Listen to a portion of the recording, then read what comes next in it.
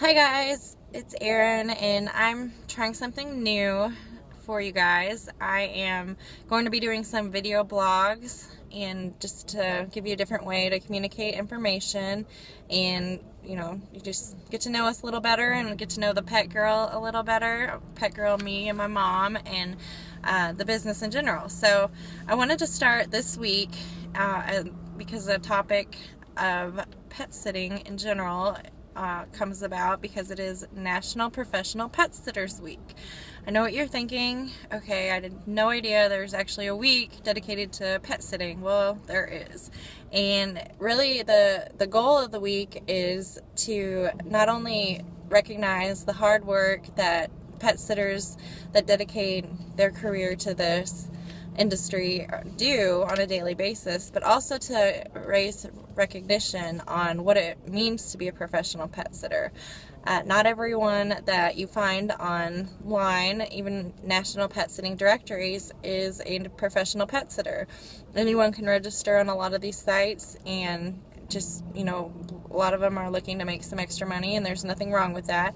But when you go to hire a pet sitter, it's important you know all the right information. And there's some things that I wanted to go over of what you should look for in a pet sitter. So whether or not you're one of our clients or you are looking for, pet sitting at any point in your life, I think this stuff can be important.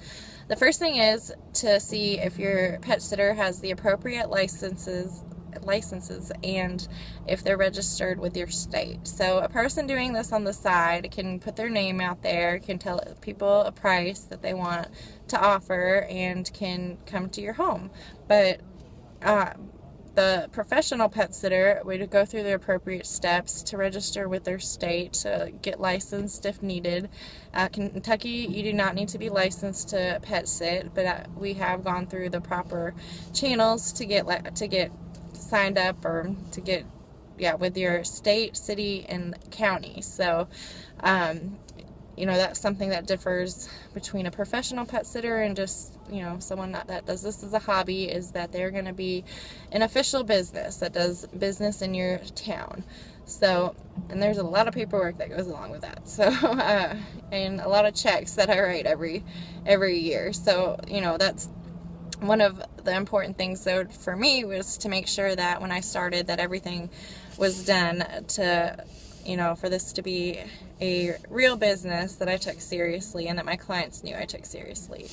The next thing that is very important, and this is the second thing I did after I registered my business, was to make sure I had insurance. And I wanted to make sure I was bonded and insured from day one. Before I made $1, I wrote that check to make sure that I was covered, because I knew how important it was from my research, from talking to people that had done this, that not only that my clients were going to want to see that, but it also covered all kinds of situations. It covered situations that would happen to me, to my clients, to their homes, to some stuff that can happen with their pets. If you're out walking a pet and your dog is with me and would bite another dog, and it might never happen with you. You might think, oh, my dog would never do that, but sometimes it's not even your dog's fault, but the other dogs off leash can come up to you, and if your dog were to react to that and injure the other dog,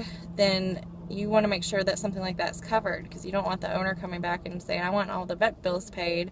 Well, if your sitter has insurance, there's things like that can be covered. So it just gives peace of mind to the whole process, that if anything were to occur, and we never want it to, and I've never had to use it, so let's just wanted to say that. Thank you. But if it were to happen while you're traveling, while your dog's walking with the pet sitter, then if they were insured, then you would have some recourse, and the liability wouldn't be all on you. Another thing that professional pet sitters are going to have is going to have a contract.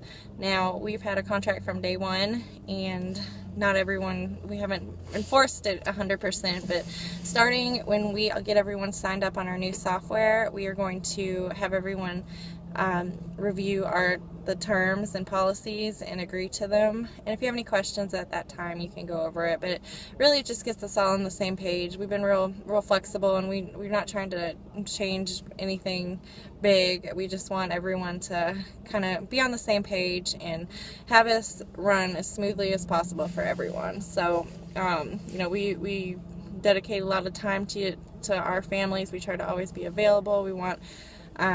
We just want to spend our time with your pets and to running a business where we're available for you guys and able to give you the best service possible.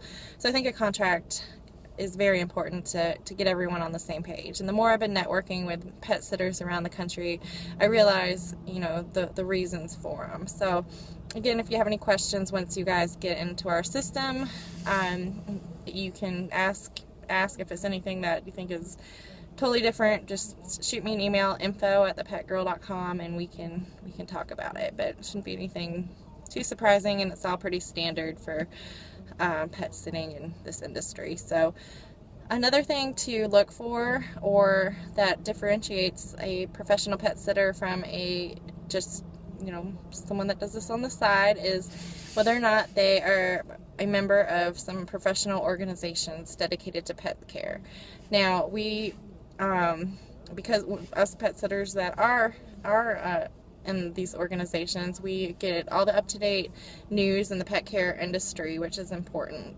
We also get all the up-to-date information on things like your food recalls, the pet sitter scamming that's going on right now, where pet sitters that are, you know, just listed and aren't these professional pet sitters are being given access to people's homes and just doing crazy things. So it's important for the pet sitter to know that, to keep you up to date.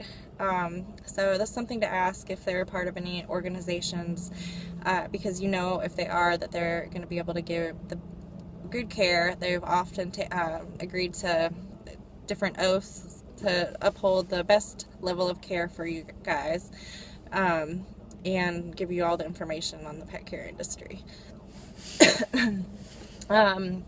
Some other things that aren't deal breakers but things to look for is, does the pet sitter have some kind of scheduling software?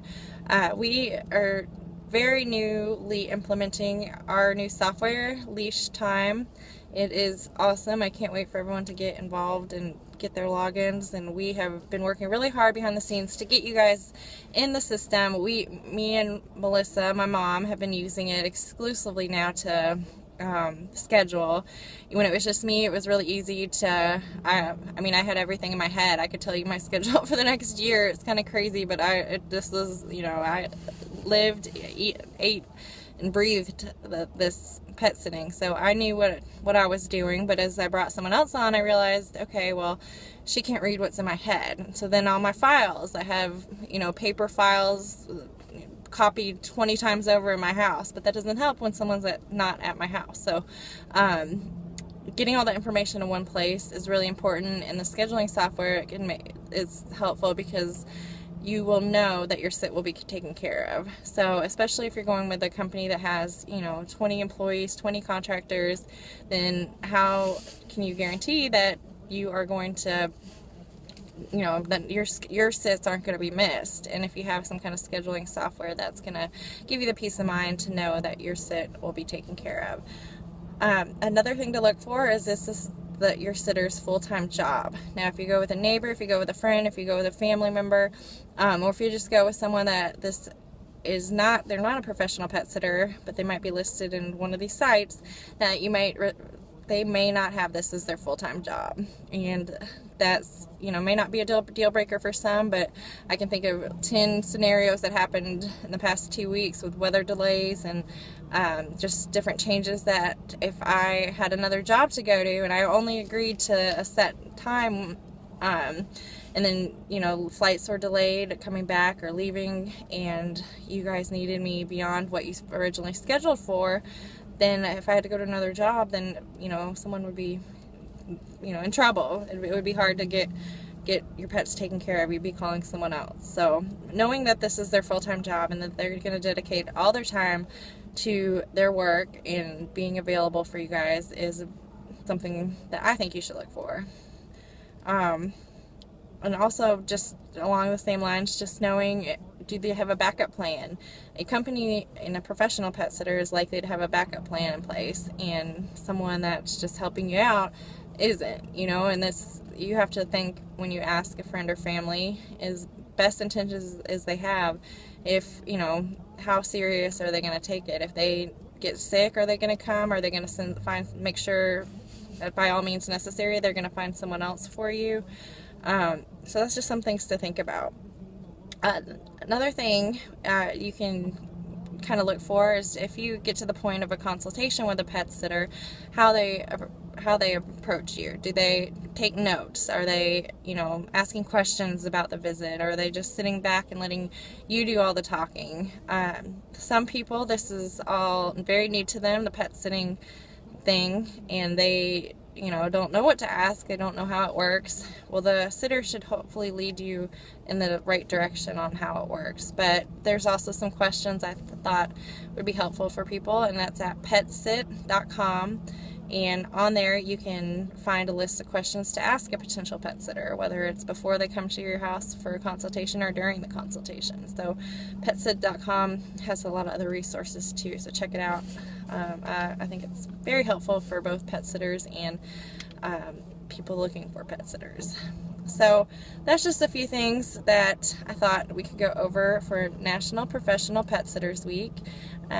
Like I said, I'm not trying to pat us on the back, but it's a job that is close to my heart. I know that I want the best service for my clients. I love all my furry friends, all my four-legged friends, just like my own, and I've dedicated a lot of the past few years to this. I didn't want to take a vacation for the first few years because I didn't want to not be available for you guys.